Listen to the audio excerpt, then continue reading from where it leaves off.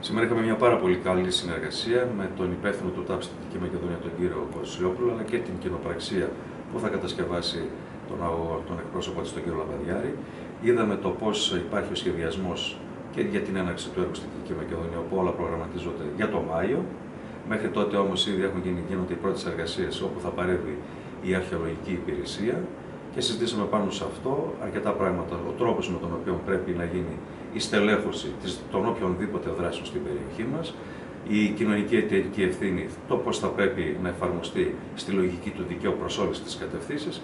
Και νομίζω ότι είναι μια πάρα πολύ σημαντική συνεργασία, η οποία θα δυναμωθεί και το επόμενο διάστημα, όπου θα γίνουν και οι ανάλογες διαβουλεύσεις με όλους τους ενδιαφερόμενους, με όλους τους φορείς και όλες τις υπηρεσίες, έτσι ώστε αυτό το έργο πολύ υψηλής αξίας, το οποίο εμείς το έχουμε αναγάγει σε πολύ μεγάλο έργο της σημαίας, όχι μόνο για τη χώρα μας, αλλά και για την Ευρώπη, το αποτύπωμά του να επιφέρει ωφέλη, συνέργειες και πάνω απ' όλα να είναι μια λειτουργία που θα απαντάει στο μέλλον. Και ειλικρινά θέλω να ευχαριστήσω και τον κύριο Κοσιόπουλο και τον κύριο Λαβαδιάρη για την παρουσία τους εδώ. Ευχαριστούμε.